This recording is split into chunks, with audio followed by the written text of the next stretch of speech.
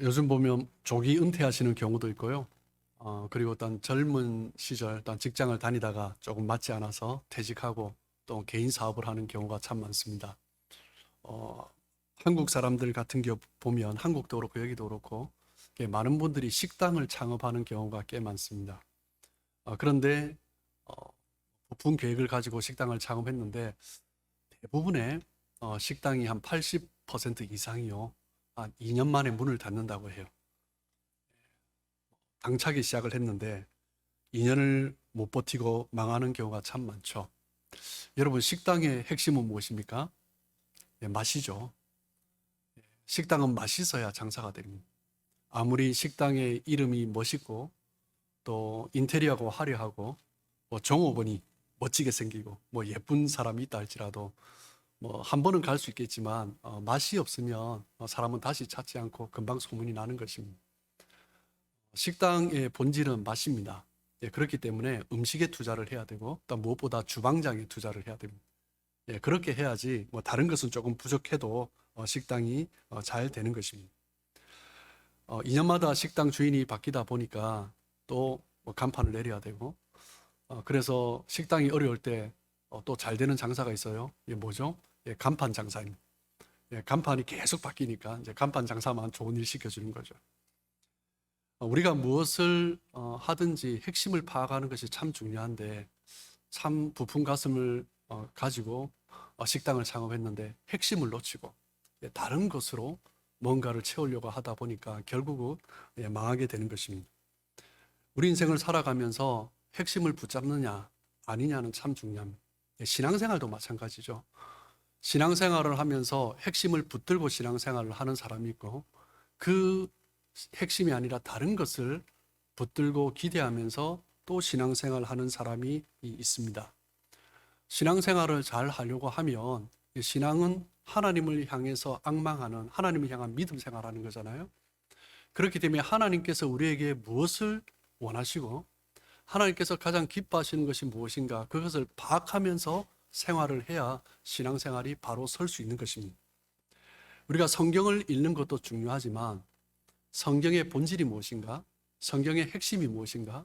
성경에서 가장 강조하는 것이 무엇인가? 그것을 알고 창세기부터 요한계시록을 읽는 것과 그것 없이 읽는 것은 완전히 성경 이야기가 다르게 다가오는 거죠. 어떤 사람은 성경을 읽으면서 당장 내가 원하는 어떤 문제를 위해서 나의 삶을 위해서 성경을 읽는 경우도 있습니다. 그러다 보니까 성경이 왜곡되는 것입니다. 성경의 내용 중에서 가장 중요한 것은 예수님 이야기죠. 예수님의 삶 가운데 특별히 33년의 삶 가운데도 가장 중요한 것은 3년간의 공생의 기간이 가장 중요합니다. 사복음서의 내용들을 보면 예수님의 공생의 기간에 대한 이야기들이 있지만 그런데 공생의 전체 기간이 그렇게 자세하게 기록되어 있지 않습니다. 사복음서의 반의 이상의 내용을 보면 마지막 일주일간이 기록되어 있어요. 예, 그 의미는 무엇이냐면 성경에서 가장 중요한 것은 예수님의 이야기고 그 예수님의 이야기 중에서도 공생의 기간인데 그 공생의 중에서도 마지막 일주일이 중요하다는 거예요. 그리고 성경의 사복음서와 그리고 다른 이야기들의 이야기를 보면 예수님이 죽으시고 부활하시고 그리고 제자들을 부르시고 승천하신 이야기, 그 이야기가 또 핵심적으로 기록되어 있습니다. 이것을 통해서 우리는 성경이 강조하려는 것이 무엇인가를 알 수 있습니다. 예수님은 죽으시고 부활하시고 그리고 마지막 승천하시면서 승천하시기 전에 제자들에게 약속을 주셨어요.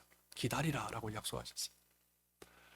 그 마지막 시간을 보내시고 난 다음에 내가 너에게 약속한 것을 받기 전에는 기다려야 한다. 그러면서 성령을 약속해 주신 거죠. 그러면서 사명을 주셨습니다. 우리가 잘 아는 사명 마태복음 28장 18절에서 20절까지 말씀을 보시면 예수께서 말씀하시기를 하늘과 땅의 모든 권세를 내게 주셨으니 그러므로 너희는 가서 모든 민족을 제자로 삼아 아버지와 아들과 성령의 이름으로 세례를 베풀고 내가 너에게 분부한 모든 것을 가르쳐 지키게 하라.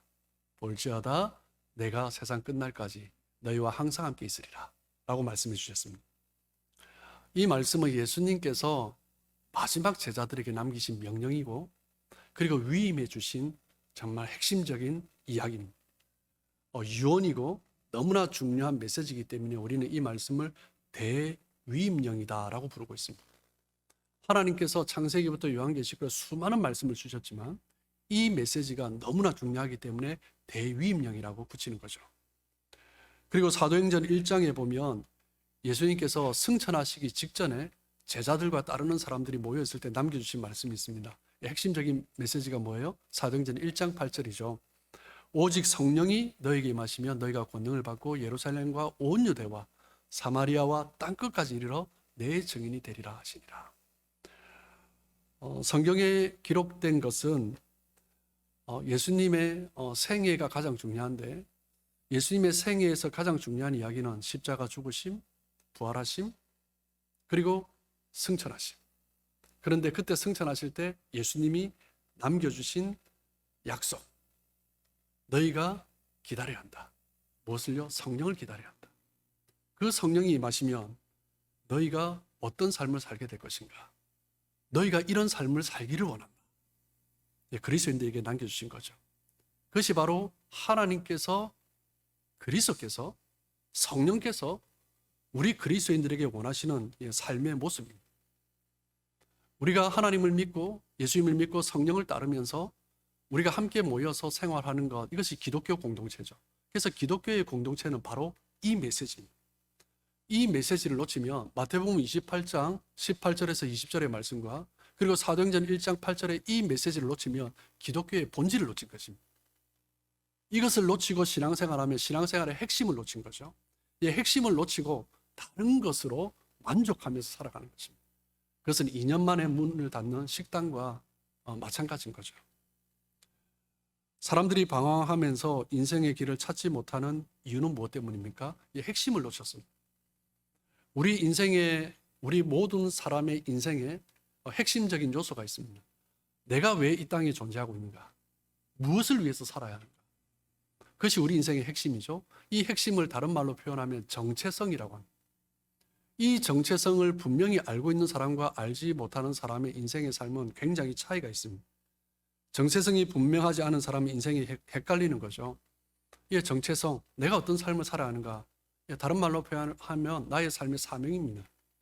그 사명이 분명하지 않으면 헷갈리는 인생이 되는 것입니다. 우리 그리스도인들도 마찬가지입니다. 신앙생활을 하면서 사명이 무엇인지, 나의 정체성이 무엇인지 헷갈리면서 살아가는 사람이 꽤 많습니다. 이 시대를 살아가는 우리가 이 시대 사회의 현상을 여러 가지로 표현하는데 그 중에 또한 빼지 않고 이야기하는 이 시대 현상은 무엇이냐면 소비주의 시대다라고 이야기를 합니다. 이 시대는 끊임없이 소비하는 문화 속에서 우리는 살아가고 있습니다. 우리의 삶도 마찬가지입니다. 어떻게 보면 돈을 버는 이유가 소비하기 위해서 버는 것 같습니다. 꼭 필요한 것을 위해서 소비할 때도 있지만 돌아보면 필요하지 않는 것, 쓸데없는 것을 살 때도 있습니다. 요즘 인터넷을 보면 전 세계에 원하는 것 살 수 있습니다. 심지어 전화기에서도 클릭만 하면 요즘은 중국의 싼 거 웹사이트들이 막 쏟아져서 뭐든지 원하는 거 없는 것이 없습니다. 땀 흘려서 일해서 번 돈 얼마나 귀중합니까? 그런데 돈을 쓰는 것을 보면 그 소중하게 번 돈을 너무 무가치하게 쓰는 경우가 참 많습니다. 그렇게 쓰려고 그렇게 땀 흘려서 돈을 벌었나? 엄청난 대가를 지불하면서 그렇게 돈을 벌었는데 너무 초라하게 쓰는 경우가 참 많죠. 그래서 이 시대를 소비주의다라고 말을 하는 것 같습니다. 그런데 이 소비주의 문화는 이 땅을 살아가는 모든 사람에게도 영향을 미치는데 우리 신앙생활하는 우리에게도 영향을 미칩니다. 그냥 우리의 신앙생활하는 삶에 영향을 미친다라고 표현할 수도 있지만 또 다르게 표현하면 우리 신앙생활에도 영향을 미칩니다. 신앙생활이 소비주의 신앙생활이 되는 것입니다. 그것이 요즘 이슈가 되고 있는 컨슈머 크리스찬이라고 표현을 하죠. 성도들이 교회 안에서 배우고 훈련을 받습니다. 배우고 훈련을 받는데 참 좋아요. 새로운 것을 깨닫고 받는 은혜가 있으면 너무 좋습니다. 말씀을 공부하고 같이 나누면서 깨닫는 것이 있으니 기분이 좋죠. 그런데 그것으로 만족하면 안 되죠. 그것으로 만족하면 소비주의 크리스찬이 되는 것입니다. 함께 모여서 예배를 드리지만, 우리가 수많은 예배를 드리지만 그것을 통해서 나의 마음의 위안을 얻는 것으로 그치면 소비주의적인 신앙생활을 하는 것입니다. 열심히 기도하지만 자신을 위해서만 기도하고, 나의 물질을 위해서, 내 삶에 도움이 되는 것을 위해서 기도하고, 내 삶의 문제를 위해서 기도하고, 나의 병이 낫기를 위해서 기도하고, 필요합니다. 우리의 필요와 문제를 놓고 기도하는 것은 필요하죠. 그런데 그것에만 그쳐서는 안 된다라는 것입니다. 많은 사람들이 신앙생활하면서 우리 성령님의 인도를 구합니다. 그런데 성령님을 구하면서 우리가 왜 구하냐? 나의 마음의 위안을 주시기를 원해요. 그리고 성령님이 임하시면 염려가 사라지고 고민이 사라지고, 성령이 임하심으로 말미암아 내 안에 기쁨을, 만족을, 행복을 주게 될 것이다 라고 생각하는 거예요. 그것을 또 다르게 비유해 보면, 어떤 물건을 사면 내가 만족을 얻어요. 참 공허했는데 그 물건을 사면 기쁨이 생길 것 같아요. 즐거움이 생길 것 같아요. 소비주의죠. 신앙생활 하면서도 성령님을 구하는데 성령님이 임하면 기쁨이 있어요. 만족이 있어요. 즐거움이 있어요. 그것으로 만족하는 것입니다. 그것으로 끝나는 거죠. 이것이 소비주의 신앙생활입니다. 복음을 받아들이면 행복하고 내 삶이 만족을 하고 근심이 사라지고 즐거움을 얻을 것이다. 염려가 사라지고 기쁨이 넘칠 것이다. 그것이 기쁜 신앙생활이다 라고 하면 그 신앙은 소비주의적인 신앙생활을 하는 것입니다. 하나님을, 성령님을, 복음을, 우리의 믿음 생활을, 우리의 문제를 해결하고 나의 만족을 채워주고, 다른 말로 하면 은혜를 받는 거죠. 은혜 받는 게 좋아요. 그런데 그것에 그치는 것입니다. 나의 만족을 위해서, 나의 문제를 해결하기 위한 수단으로 신앙생활을 한다면 그것은 소비주의적인 신앙생활을 하는 거죠. 많은 사람들이 자신의 만족과 자신의 즐거움을 위해서 교회를 찾습니다. 전화기를 통해서 우리는 또 말씀을 들어요. 나를 만족시켜주는 말씀을 듣습니다. 나에게 즐거움을 주는, 은혜 받았다고 말을 하죠. 그런데 나에게 즐거움을 주는, 내 스타일에 맞는 그 말씀을 듣고 싶어요. 내가 좋은 거예요. 신앙생활을 좀 더 잘하기 위해서 또 성령의 충만을 구하는 사람들이 있습니다. 신앙생활을 잘하는 것은 중요합니다. 그런데 이 표현이 조금 혼동되기도 합니다. 성령 충만을 구하는데 나의 신앙생활이 더 만족스럽고 좀 더 내가 영향력 있는 그리스도인으로서 딱 교회 안에서 살아가고 싶다. 그러면서 성령 충만을 구합니다.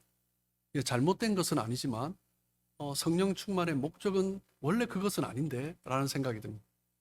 사역자들이 어떤 성령이 인도하신 가운데, 충만한 가운데 사역을 해야 어떤 능력이 나타나죠. 성령 충만해서 사역을 감당하면 좋습니다. 그런데 그것도 뭔가 조금 자기 중심적인 그런 성령 충만을 구할 수 있다는 거예요. 성령 충만이 자기에게 목적이 있으면 안 되는 거죠. 내가 얼마나 영향력 있는 그리스도인인가, 내가 얼마나 신앙생활을 만족하며 즐겁게 할 수 있는가, 그것이 중요한 것이 아니라 성령께서 이 땅 가운데 오신 이유는 나를 도와주시기 위해서 오신 것이 아니에요. 나를 위해서 존재하는 분이 아니다라는 것입니다. 성령께서 이 땅에 오신 이유는 무엇입니까? 누구를 위해서 오셨어요? 그리스도를 위해서 오신 것입니다. 성령께서 오신 목적은 단 하나입니다. 그리스도를 드러내는 것입니다. 우리가 성령의 은혜를 받았다면 성령께서 오신 이유, 목적이 우리의 삶 가운데 드러나는 거예요. 성령이 임하셨다. 그러면 우리의 삶이 무엇이 되는 거예요? 그리스도를 드러내는 삶이 되어야 한다. 하나님께서 성령을 우리에게 주셨습니다. 예수님께서, 하나님께서 약속하신 성령을 기다리라고 하셨어요. 성령을 받으면 권능을 주신다고 하셨어요. 무엇을 위한 권능이에요? 사도행전 1장 8절에 뭐라고 되어 있어요? 권능을 받으면 너희가 증인이 되리라 라고 하시는 거예요. 성령의 충만을 받으면 답은 하나입니다. 증인이 되는 것입니다. 예수님의 약속은 성령의 오심으로 완성이 됩니다. 성령의 오심으로 예수님의 약속이 완성이 되는데 그 완성은 무엇이에요? 증인으로서의 삶을 살아가는 거예요. 마태복음 28장 18절에서 20절에서 말을 하고 있지만 너희는 가서 모든 민족으로 제자를 삼아 아버지와 아들과 성령의 이름으로 세례를 주라 라고 말씀하셨죠. 예수님은 우리로 하여금 증인의 삶을 살도록 하기 위해서 성령의 권능을 약속해 주신 것입니다. 성령께서 오신 목적은 단 하나입니다. 예수님께서 분명하게 말씀하셨고, 그리고 그리스도의 증인이 이 땅에 필요하다는 것, 그것이 성령 충만, 성령의 임하심, 성령의 권능의 목적입니다. 우리가 성령 충만하기 위해서 우리가 기도하고 함께 모이는 이유는 무엇이냐면 증인의 삶을 살도록 하기 위한 것입니다. 성령의 관심은 오직 하나입니다. 요한복음 14, 15, 16장에 예수님이 십자가에 못 박히시기 전에 긴 설교를 하셨어요. 14, 15, 16장의 주제는 뭐냐면 성령 보혜사 성령이에요.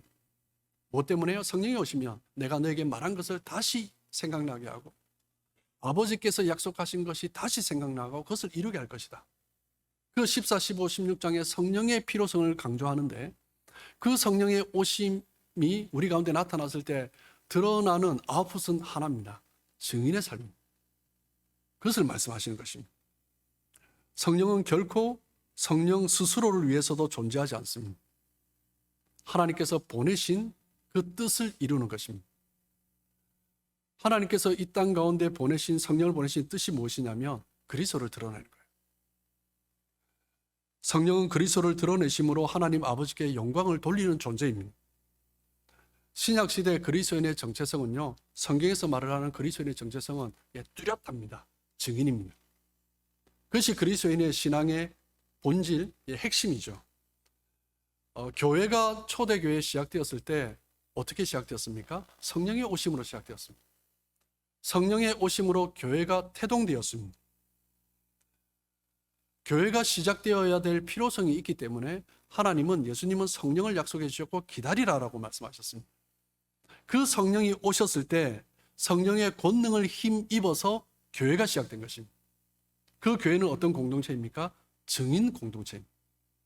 교회의 본질입니다. 교회의 핵심입니다. 이 땅 가운데 교회들이 문제가 있을 때 무슨 문제일까요? 무엇 때문에 싸워요? 저쪽 가서 전도하자, 저쪽 가서 전도하자, 그것 때문에 싸웁니까? 아니요. 문제는 다 교회 안의 문제. 국수를 먹을 것인가, 비빔밥을 먹을 것인가, 그것 가지고 싸움. 카페 색깔을 녹색으로 할 것인가, 빨간색으로 할 것인가, 그리스도의 부활을 나타내는 흰색으로 할 것인가, 생명을 나타내는 그린으로 할 것인가, 예수님의 보혈을 상징하는 빨간색으로 할 것인가, 그것 때문에 싸우는 거예요. 교회의 핵심적인 이유를 놓친 거죠. 교회의 핵심은요, 증인의 삶을 사는 것입니다. 그것을 위해서 우리가 에너지를 쏟아야 하고 그것을 위해서 우리가 함께 모이는 것입니다. 교회의 탄생은요, 증인의 삶을 살도록 하기 위해서 교회가 탄생하신 것입니다. 그것을 놓치고 함께 모여있다면 그것은 교회라고 할 수 없는 거예요. 왜냐하면 교회의 본질을 놓쳤기 때문입니다. 맛없는 식당은 식당이라고 할 수 없잖아요. 누가 가겠습니까? 그러면 그 식당은 식당도 아니야 라고 하는 거죠. 교회가 본질을 놓치면 그렇게 되는 것입니다. 증인이 된다라는 말은요, 교회 내부에서 쓰는 단어가 아닙니다. 외부에서 쓰는 단어. 증인이라는 단어는 외부용이 아니라 내부용이 아니라 외부용입니다. 증인이 필요한 것은 교회 내가 아니라 교회 밖이죠. 세상입니다. 그렇기 때문에 다른 말로 표현하면 성령이 필요한 것은 교회 내부가 아니라 교회 외부입니다. 성령이 임하시면 증인이 되는 거잖아요. 근데 이 시대 많은 그리스도인들이, 교회들이 교회 안에서 성령 충만을 구해요. 교회 안에서 성령의 역사를 구해요. 그러니까 성령의 역사를 교회 안에서만 누리고 있는 거예요. 성령의 역사는 증인의 삶을 위해서 오시는 것인데 그냥 교회 안에서 우리의 만족을 위해서 성령을 구하는 것이, 하나님 보실 때 얼마나 가슴 아프시겠습니까? 증인이 되라는 말은 세상 밖으로 나가라라는 것입니다. 함께 모여서 즐기기 위해서 성령 충만을 받으라고 말씀하신 적이 한 번도 없습니다. 여러분, 우리가 교회 안에서 예배하고 은혜 받고 그러면서 서로 격려하고 함께 기도하고 그러면서 또 치유받고 회복되고 함께 서로 모여서 또 교제하면서 사랑하고 얼마나 좋습니까? 얼마나 신앙생활이 재밌습니까? 얼마나 신앙생활이 편안하고 즐겁겠습니까? 그런데 그것이 신앙생활이라고 말하지 않습니다. 성경은 그것을 신앙이라고 말하지 않습니다. 성경의 신앙은요, 밖으로 나가는 것입니다. 예, 증인이 되는 것입니다. 밖으로 나가면요, 우리의 직분이 통하지 않습니다. 예, 그 사람이 목사라도, 장로라도, 권사라도, 사람들은 그것이 중요하지 않습니다. 오히려 그 직분이 그냥 멸시를 받는 그런 세상이 되어버렸습니다.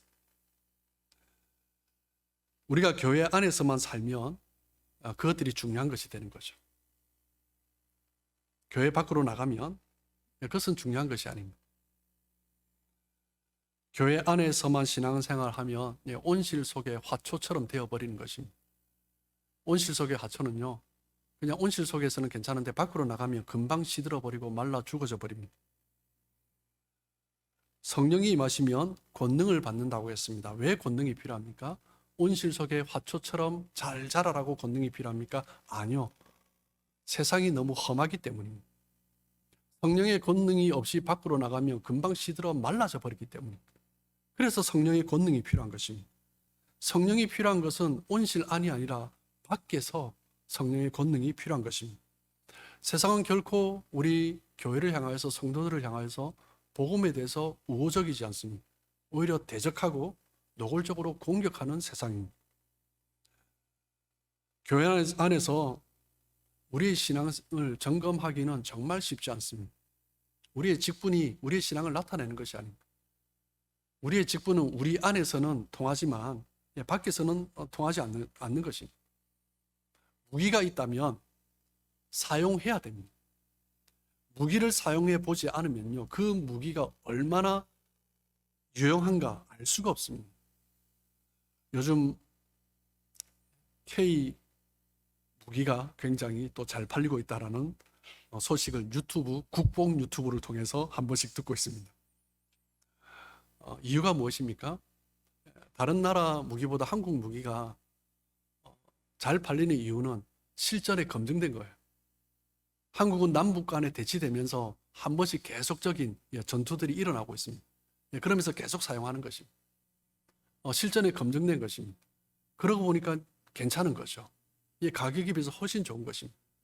그런데 다른 나라들의 무기는 미국 빼고는 그렇게 전쟁을 경험할 수 있는 그런 기회가 없습니다. 그러니까 무기를 만들어도 그냥 전시용에 불과한 거죠. 그러면서 우크라이나 전쟁이 터지면서 생각보다 기대만큼 무기가 유용하지 않은 것입니다. 우리의 신앙도 마찬가지입니다. 밖에서 사용해 보지 않으면 그냥 전시용인 거예요. 멋진 무기였는데 써보니까 안 되는 거예요. 교회 안에서는 멋진 그리스도인이었는데 밖에 나가보니까 금방 쓰러지는 거예요. 그렇기 때문에 마귀는 우리 신앙을 우리 스스로 만족하도록 교회 밖에서 신앙생활을 하지 않도록 마귀는 계속 막습니다. 교회 안에서 우리끼리 즐겁게 생활하기를 목사 되고 장로 되고 안수지사 되고 권사 되고 잘하고 있다. 오히려 마귀가 추천합니다. 저 사람이 장로 돼야 된다. 저 사람이 권사 돼야 된다. 그래서 만족하도록 추천합니다. 밖으로 나가는 것을 계속 막는 거예요. 밖으로 교회가 섬기려고 하면 마귀는 계속 막습니다. 우리 교회가 당장 급하다. 우리를 지켜야 한다. 우리가 은혜 받아야 된다. 우리가 만족해야 된다. 마귀가 사용하는 것이 바로 그거죠. 마귀는 언제나 우리 그리스도인들이 전쟁터에서 싸우기보다 온실 안에서 편안하게 신앙생활하기를 원합니다. 이 땅의 그리스도인들이, 이 땅의 교회들이 얼마나 거기에 속아 넘어가고 있는지 모릅니다. 정말 가슴 아픈 거죠. 오늘 우리가 함께 읽은 본문의 내용을 보면 베드로와 사도들이 복음을 전합니다. 그러다 감옥에 잡혔어요. 그러다가 기적적으로 주의 사자의 도움을 받아서 풀려났습니다. 그리고 그 다음날 또 새벽 일찍부터 나가서 또 복음을 증거합니다. 대제사장과 사도들이 또 잡아서 그렇게 하지 말라고 또 경고합니다. 또 가둬놔도 또 주의 사자의 도움으로 어떻게 또 나가니까 그냥 경고하고 또 보냈습니다. 또 증거하는 거죠. 그래서 또 잡고 반복됩니다. 그때 베드로와 사도들이 어떻게 반응을 합니까? 사도행전 5장 29절 말씀을 보시면 베드로와 사도들이 대답하여 이르되 사람보다 하나님께 순종하는 것이 마땅하니라. 사람의 말에 귀 기울이는 것보다 내가 어떤 상황에 처하든지 하나님 기뻐하시는 일을 하겠다라는 것입니다. 그러면서 그 대제사장과 종교 지도자들, 공회원들 앞에서 뭐라고 선포합니까? 너희가 십자가에 못 박아 죽였던 그 예수를 하나님께서 다시 살리시고, 그 하나님께서 그 예수 그리스도를 높여주셨는데 무엇을 위해서? 그 이스라엘 너희들이 회개하도록 하기 위해서 하나님께서 그 일을 하셨다는 거예요. 담대하게 선포하는 거예요. 그래서 공회원들과 지도자들이 크게 노하죠. 사도행전 5장 33절을 보시면 그들이 듣고 크게 노하여 사도들을 없애하고자 할세. 없앤다는 말을 뭐예요? 죽여버리겠다라는 거죠. 그럼에도 불구하고 사도들은 그리스도를 증거합니다. 자신의 목숨을 내어놓고 하고 있는 거죠. 그것을 듣고 어떤 사람들은 주님 앞으로 돌아옵니다. 그런데 많은 사람들이 사도들을 죽이려고 하고 멸시하고 조롱했습니다. 5장 41절을 보시면 사도들은 그 이름을 위하여 능력받는 일에 합당한 자로 여기심을 기뻐하면서 공회 앞을 떠나니라. 여러분, 능력받았다. 능력이라는 단어가 어쩔 때 쓰는 거예요? 그냥 잘 쓰지 않죠. 조롱, 멸시, 그것보다 훨씬 심한 거죠. 그런데 사도들은 능력받는 일에 합당한 자로 여기심을 받으면서 그것을 기뻐하면서, 합당하다라는 것은 무슨 의미예요? 내가 그리스도를 증거하는데 능력을 받아요. 이 능력 받는 것이 그리스도를 증거하는 일이 나타난다면 가치 있다라는 거예요. 이 조롱과 멸시, 능력, 그리스도의 이름만이 드러난다면 충분히 내가 가치 있게 기쁨으로 여기겠다라는 것입니다. 믿음으로 살아갈 때, 예수의 이름을 위해서 증인으로 살아갈 때 고난이 있고 멸시가 있고 조롱이 있고 능력이 있지만 그 삶을 살아갈 때 나에게 주어지는 것은 하나님께서 주시는 칭찬이기 때문에, 하나님께서 기뻐하시기 때문에, 내가 이 땅을 살아가는 성령께서 임하신 유일한 목적이기 때문에 내가 그것을 위해서 살아가겠다는 거예요. 베드로와 사도들은 그 증인으로서 살아가는 것이 하나님의 백성의 정체성이기 때문에 그것을 위해서 내가 살아가고, 그리고 성령의 권능을 주셨기 때문에, 성령 충만을 경험했기 때문에 그 어떤 어려움도 능력도 능히 감당해 가면서 시들어버리고 말라져버리고 도망가거나 하지 않고, 성령을 받기 전에는 그 소녀가, 종이 너도 그들 중에 하나가 아니냐 했을 때 나는 아니라, 나는 모른다 부인하면서 저주하면서 도망갔는데, 이제 성령의 권능을 받고 나니 밖에 나가서도 예수를 부인하는 것이 아니라 당당하게 그 능력, 조롱, 멸시도 기쁨으로 여기면서 증거하는 것입니다. 여러분, 하나님께서 언제 우리를 가장 기뻐하시겠습니까? 성령께서 우리에게 임하실 때 성령께서 언제 가장 기뻐하시겠습니까? 우리가 함께 모여 은혜 받고 함께 즐거워하고 행복하게 신앙생활 할 때일까요? 아니면 어려움 있고 고난이 있지만 밖에 나가서 그리스도의 증인으로서의 삶을 살아갈 때일까요? 명확하죠. 사도행전 5장 42절을 보면 그들이 날마다 성전에 있든지 집에 있든지 예수는 그리스도라고 가르치기와 전도하기를 그치지 아니하니라. 제자들은 또 감옥에 들어가고 또 나오고 또 반복하지만 그 그리스도의 사랑을 경험했기 때문에 영원한 천국에서 하나님 앞에 다시 설 날 그날이 있기 때문에, 내가 반드시 부활하신 그 주님 앞에 다시 선다라는 확신이 있기 때문에 그 앞에 설 그 기쁨을 바라보면서 그 고난과 능력을 받으면서도 이것을 기쁨으로 여기면서 그 증인의 사명을 다했던 것입니다. 주님을 전하는 것으로 인해서 희생이 있고 고난이 있고 어려움이 있지만 그 하나님의 사랑이, 그 은혜가 너무나 크기 때문에, 그리고 나에게 임하신 그 성령의 권능, 능력이 너무나 강력하게 역사하기 때문에 기쁨으로 그 일들을 감당하는 것입니다. 우리의 삶 가운데 하나님이 가장 기뻐하시는 것은 그리스도를 드러내는 것입니다. 그리스도의 증인으로서의 삶을 살아가는 것입니다. 우리가 교회 안에서 열심히 예배하고 찬양하고 교회 안에서 열심히 우리가 교제하며 살아가는 것, 1년, 2년, 뭐 5년, 10년을 해도 한 사람에게 복음을 증거하는 것, 그것과 비교할 수 없어요. 하나님께서 가장 기뻐하시는 것은 그리스도를 드러내는 거예요. 우리 안에서 내가 만족하면서 신앙생활하는 소비주의적인 그리스도인이 아니라 밖에 나가서 그 살아계신 예수 그리스도의 이름을 증거하는 그 삶. 마태복음 10장 32절 33절 말씀을 보시면 누구든지 사람 앞에서 나를 시인하며 나도 하늘에 계신 내 아버지 앞에서 그를 시인할 것이요. 이 말씀은 뭐예요? 저는 예수 믿는 사람입니다. 예수 믿는 걸 고백합니다. 우리 성도들 앞에서 고백하고 세례를 받겠습니다. 그 의미가 아니에요. 나를 조롱하고 핍박하는 사람들에게 그리스도는 하나님이심, 예수는 하나님이심, 예수는 죽으시고 부활하셨고 지금 하늘에 계시고 다시 오실 것입니다. 우리를 죄에서 구원하셨습니다. 그것을 증거하는 거예요. 그것을 시인하는 거예요.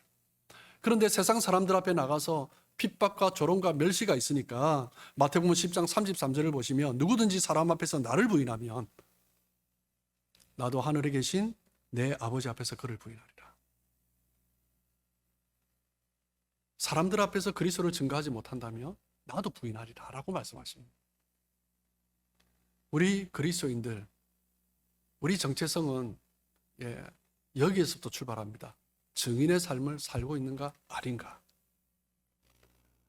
하나님 앞에서 그리스도께서 시인하실 사람인가 아닌가. 여기에서 기준점이 나누어지는 것입니다.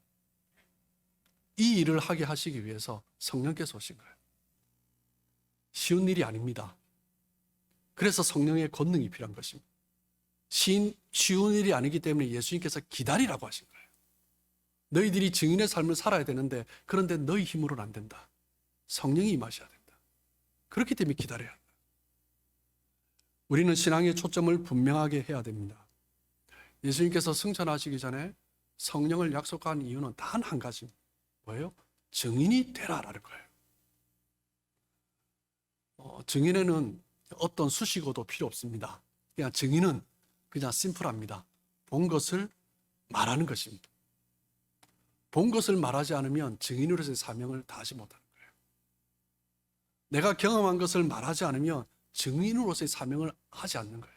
그러니까 예수님도 부인하겠다 하시는 거죠. 증인은 목격자입니다. 목격자는 자신이 본 것을 반드시 말해야 됩니다. 우리는 그리스도의 그 십자가와 부활, 그 은혜를 경험한 사람들입니다. 본 것을 반드시 말해야 됩니다.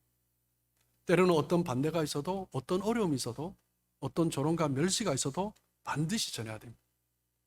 신약시대 그리스도의 정체성은 증인입니다. 거기에서부터 시작되는 것입니다.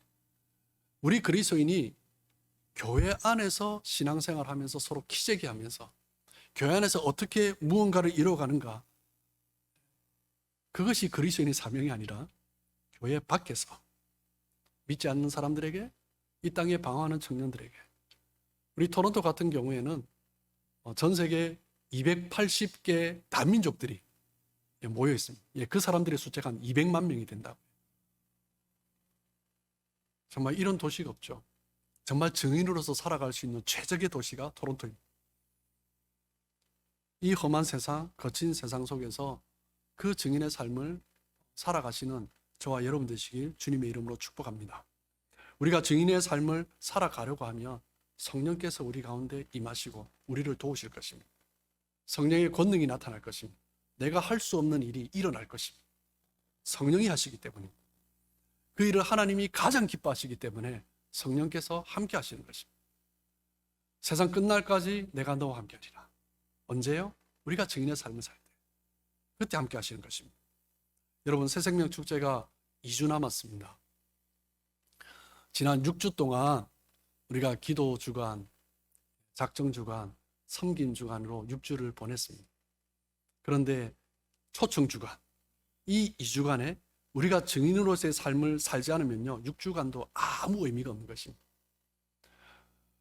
우리가 1년 신앙생활하고 2년하고 5년하고 10년하고 뭐 50년 신앙생활 해도 내가 증인의 삶을 살지 않으면 그 신앙의 연수는 아무 의미가 없는 것입니다. 왜요? 우리 신앙의 본질은 증인의 삶을 사는 것이기 때문에, 그리스도인의 정체성은 증인이기 때문입니다. 이 2주 동안 또 앞으로 우리의 평생의 삶이 그래야 되겠지만 온 교회가 함께 마음을 모을 때 함께 동참하시기를 주님의 이름으로 축복합니다.